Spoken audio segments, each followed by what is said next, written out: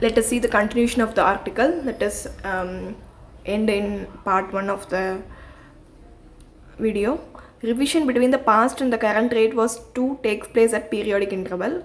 Court said one rank one pension policy may only be challenged on the grounds that it is manifestly arbitrary or capricious. Next article is related to Angadiyas and their police extortion complaint. Angadiyas provide courier service for certain kind of goods, mostly unpolished diamonds. They also transport cash outside the formal banking system away from the income tax department.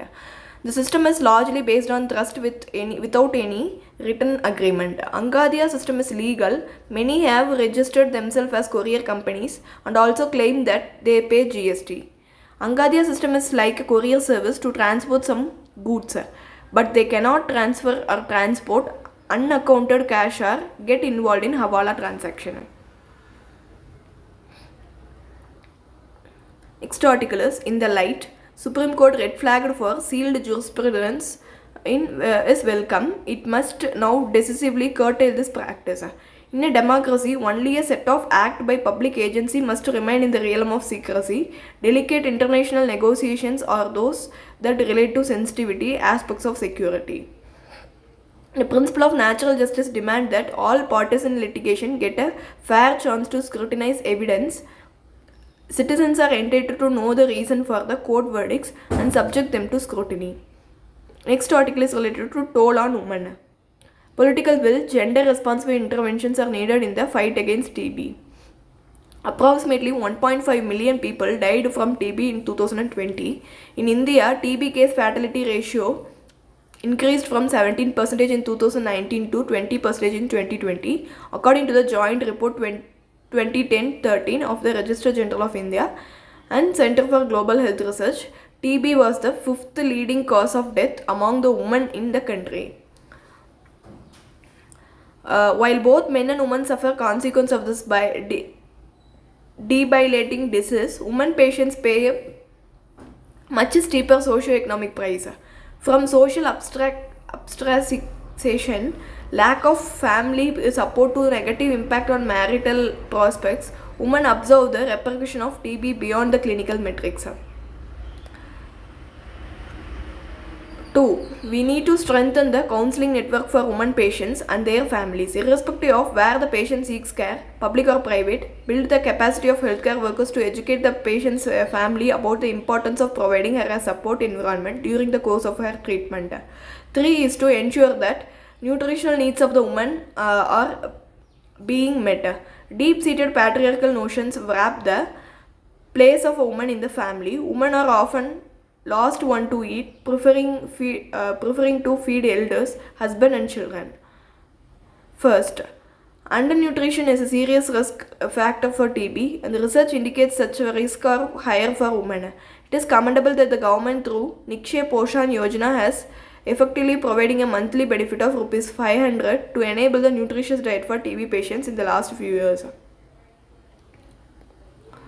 Next article is related to how JAM cuts the caste vote. It's a state benefit dispersed directly. Role of caste-based networks as intermediaries for government serving is waning. Fading of caste-based considerations in voting decisions. Caste-based parties thrived in an age when their intermediation for availing the benefits was essential. Beyond the pull of fraternity, caste politics was about reaching out to one's caste network to get work done from the government. The rise of digital delivery flywheel has significantly altered this equation. JAM, Jan Dhan Aadhaar Mobile Trinity, this mechanism does away with reliance on caste leaders as brokers for benefits. Beneficiary segment then is a multi-caste cluster seen as endorsing the dole culture. Next article is related to notion of de-dollarization. It is driven by the desire to insulate the economy from geopolitical risk. US could trigger the faster de-dollarization as the countries displaying diplomatic and economic autonomy will be vary by using denominated global banking system. Leading geopolitical adversaries of the US, Russia, China has already started this process of de-dollarization. India has also had to work out alternative arrangements, including a barter arrangement with certain sanctioned countries in the past. Russia had started its three-pronged effort towards de-dollarization in 2014 when sanctions are imposed on it for annexation of Crimea. First, Russia reduced its share of dollar-denominated assets to about 16% in 2021. Share of trade conducted in USD by prioritizing national currencies in the bilateral trade. Use of USD in Russia's export to BRIC crashed from about 95% in 2013 to less than 10% in 2020. Third, Russia also developed a national electronic payment system called MIR in 2015. In 2021, People's Bank of China submitted a global sovereign digital currency, that is SDR, basket in 2016. In 2017, European Central Bank exchanged EUR 500 million worth for its forex reserve in yuan denominated securities. However, lack of full RMB convertibility will hinder the China's de-dollarization ambition. Early 70s, with a deal with the oil-rich Kingdom of Saudi Arabia to conduct global energy trade in dollars, the status of dollar was enhanced by the collapse of Bretton Woods system. US government to refinance its debt at low cost in addition to providing foreign policy leverage. Currently about 60% of the foreign exchange reserve of the central bank and about 70% of the global trade is conducted using US dollar.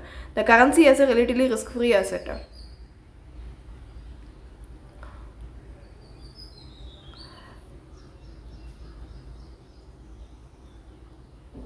Fed lifts rates to curb inflation, signals six more hike in 2022.